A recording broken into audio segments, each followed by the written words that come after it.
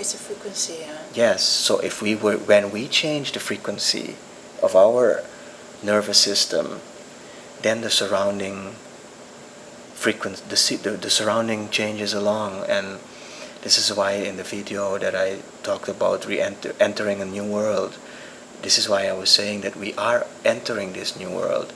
When you find this group of people that have connected to this heavenly man in themselves, and that they are enter into a telepathic collaboration, it means that they have already exited this bipolar mind, which is hooked up to this hologram of a space and time called the matrix. And then you get that they already start to connect to this reality, which would be then the world outside of space and time. In dreams, whenever people hook up the opposites, the dreams depict people as then walking behind space and time in a place called the void, which is what they call the land of infinite possibilities. You see, so this is all showing that it's not some mysterious otherworldly thing. It's right here. At the doorstep. It's right here, and we are already inside it. Yeah. You know, dreams have shown of how we are already building this church inside of this city of light. Meaning that those of us that have already reconnected to this butterfly out of the wine, out of the water,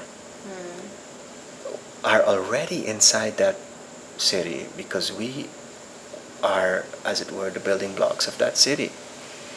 And when you connect to this collective, which has already started to rebirth this baby we've spoken about, this group is already in that city of light, in this New Jerusalem. And what will happen is that when a large amount of people start to connect to this, it will just get stronger and stronger until you would, the same way now the hologram, the matrix is the dominant experience, then that would become the dominant. So the point experience and reality, but the point is that, so what we find then in Pisces and in the form of Jesus is that we find already there the symbolism of the fishing out of the people out of the water. Mm-hmm. So Jung's work was really the following up on this work of these apostles. Yeah. And Jung had a dream, and he saw himself nailed to the cross, and he became the Christ. And we all become that Christ figure when we connect the opposites in ourselves. You see, and then so then what you get is that when you carry that cross, you connect the opposites, then you rebirth as that butterfly. And it's important, if you want to get into the psychology of the butterfly, is that the pipe, it is a level of the mind at a complete different level than the bipolar mind, which is where we find thoughts and feelings. But at the level of this higher atom or the butterfly, what the currency of the mind changes from thoughts to what we could call belief or faith. So so faith is actually not the mind control that the churches have played on people in terms of the what is called blind faith, and so that if you don't believe what we're telling you, then you don't have faith. But that's not the faith we're talking about. But the faith we're talking about, or the belief that powers the process at the level of the butterfly, which is the psychology that creates the miracles, which basically is called, which navigates that next stage or environment, which is beyond space and time. Because what we call miracle or the paranormal is actually just reality beyond space and time, where everything is one. So the the psychology at that level, which is Jung talked about it also in terms of the transcendent function. This is what we need to start to explain to people. You know, there's this video of Will Smith in which it's Will Smith is saying that his secret of success is actually very simple, and that is that it is his belief, that he believes in something so strongly that there is no more doubt at that level. And what Will Smith is actually telling us is you could compare it to a butterfly trying to tell to the caterpillars what the psychology is at that level of someone that is in the wave and performing and creating these miracles. And you have another example of so I want to talk a little bit to that, because what I've been sharing with you a bit earlier also is that what you find is actually a level of the mind that is, you could almost say, before thoughts and feelings. At the bipolar level, we are caught in feelings and thoughts. So for instance, you would say that let's say if you have to make an exam tomorrow or something, and then you would have the thought, what if I fail? Doubt. Right. But the level of the butterfly or the miracle maker is this, that you have the actually have a choice whether you're going to believe in that thought, whether you can step back from the thought and look at it as in terms of a projection, and for instance that you have the choice that you're going to say, I'm not going to believe that in that thought.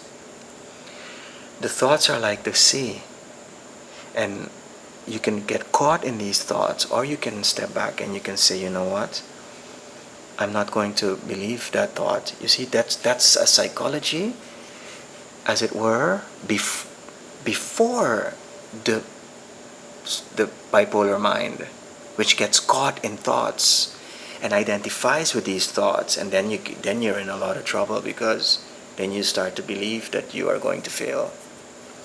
So the psychology of this miracle maker is actually, you also find it in meditation, where they say to watch the thoughts, and then you realize that you're not the thoughts, but you're the watcher of the thoughts, that there's something watching the thoughts, and that you are the presence that is watching these thoughts. You're not the thoughts. And it's at that level that faith, intention, belief is. You see, so the butterfly is not caught in the thoughts. The practice of looking at your projections, becoming aware of your interpretations of the world, versus believing them and getting caught in them, is the same practice. So it's actually the word says it's precognitive, and that's why a lot of psychological abilities are called precognition.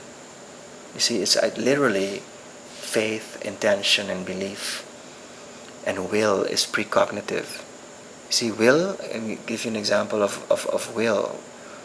Will is, for instance, that the difference between reacting to something, someone does something to you and you get angry, you're caught in reacting, Right. versus that you say, I have a choice to not get angry. You see, and that's the will and intention and choice.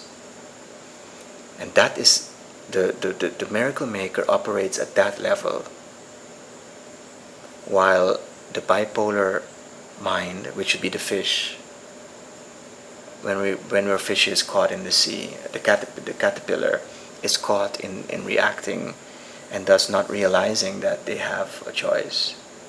Yeah. You see, so the miracle maker does not want, another aspect of the the psychology of the miracle maker versus the bipolar mind is, for instance, that the moment you fall back into the water, which is like the butterfly that fell into the cup of water, what happens is what I call is the opposite of the esoteric twist, meaning we fall in that sense of separateness, and with that goes that we tend to experience our feelings as results of the surrounding. So someone would do something to me and I would get depressed, and I would say that the person is making me depressed.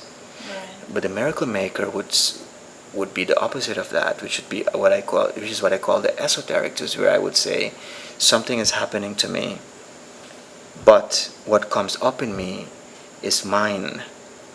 Because if I were to be in total centeredness, that same thing happening to me would not elicit these feelings. So then you find this expanded sense of ownership and responsibility. The miracle maker would also not say that I lost, but I couldn't help that I lost. The miracle maker would always be saying, I am choosing whatever is happening to me now.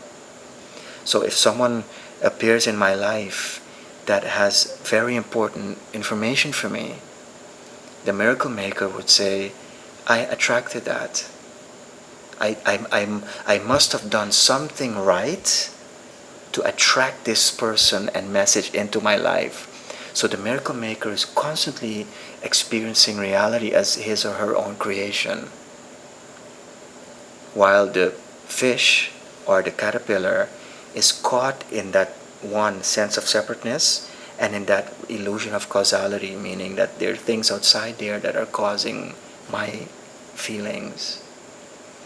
You see, and then you would get that someone would say in a tennis game, and become acutely aware of it, and in the sense that you would say, I chose to lose, while the butterfly, the caterpillar would say,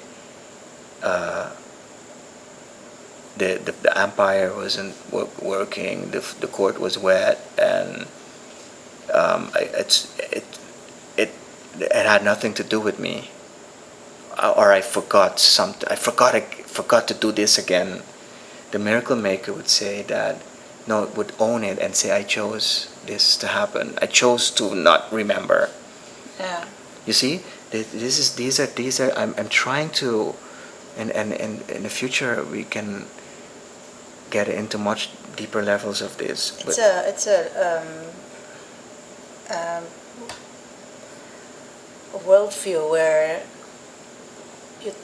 there are people are talking on a complete different level. It's not the same level. Somebody that says, I'm depressed because you make me feel depressed, is somebody completely different that says, I'm depressed because I want to be depressed. Right. I choose to be depressed at this moment. Exactly. Because it's in me. Exactly. You see, and that's the whole thing. What we're trying to do is to sketch the mental set of the miracle maker, the psychology of the miracle maker, to demystify it. You see, till today. Yeah, because everybody wants that, but nobody knows how to get there, and therefore we conclude it's not possible for me. I can't do it. Exactly. I can't get there. I am cursed. Yeah.